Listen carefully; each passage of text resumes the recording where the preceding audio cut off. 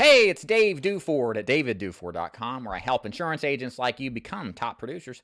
And in today's video, we're concluding our three-part series on life insurance sales careers. This whole series is designed really for those people who are new or slightly new to this business that are wondering what the best paths are in getting started selling insurance, no matter what kind of product that you're selling.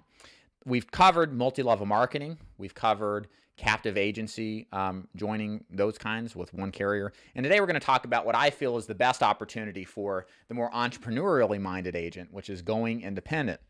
The definition of being an independent agent is somebody who essentially is not married to one company. They represent a variety of different carriers, and their job is to represent what product best fits the client's particular situation based on their health, budget, and what it is they want to accomplish. The benefits to the client are tremendous. In many circumstances, you can get a more competitive price, you can get more coverage, and get more quality of coverage, especially in environments like final expense insurance, where one health condition can be the difference between fully first day covered versus a 2-year wait. The drawbacks of going independent is that there's more to learn. You've got more carriers you have to understand. You have to understand more intimately what the particulars are of the health issues of each carrier and what's acceptable and what's not. And there's a sense of overwhelm for some people. And lastly, when you're independent, many times you're a lone ranger. You don't have an office to report to. You don't have a corporate meeting all the time. It's literally up to you every morning to get yourself out of bed, to go see people and sell them. And you're not going to get motivated. You're not going to get taps on the back from your managers asking you what you've been doing for me lately. It's all upon you, resting on your shoulders to perform or not. Now, for me personally, this is how I got involved in the business. I felt it was the best way to get started. I ran a business. I was unafraid of repeating ownership of a business, even though it was different, because I understood what a business owner has to face when running their own thing. Complete, total, 100% accountability and responsibility to the results. And I did well, failed out initially. I'd talk about that in another video, but came back and has done well ever since.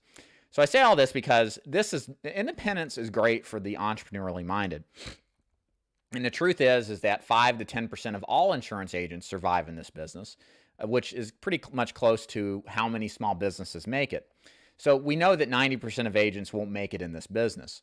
And there's all sorts of reasons. And one of those is maybe not getting the support or having the connection or anything like that. So if you go independent, you got to really make sure that you're working with the right organization that can help you and support you.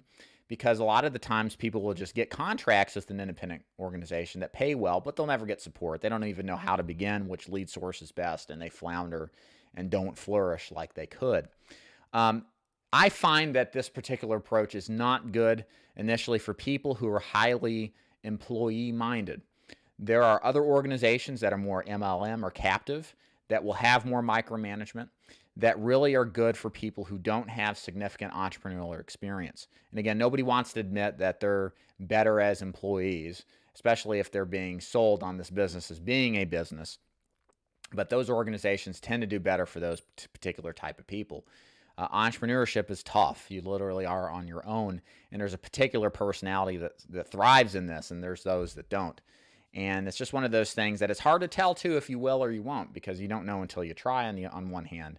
But there's a lot that's missing out with a corporate or typical corporate environment that you don't get in an independent approach, where you don't have people to talk to as often. You're pretty much on your own, except maybe a mentorship or upline who you'll call occasionally.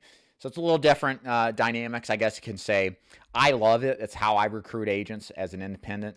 You know, I'm not a micromanager, or I'm not babying them or anything like that. I put them into place to succeed and give them the resources capable, and they're responsible for contacting me when they need the help.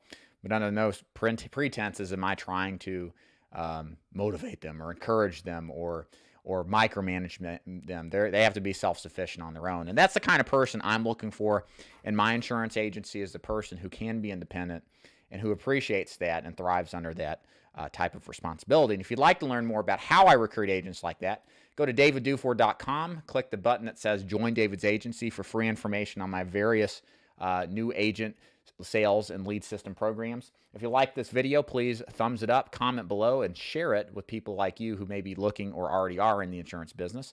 And make sure you subscribe. My name is David Duford at davidduford.com. Thank you for watching. Bye-bye.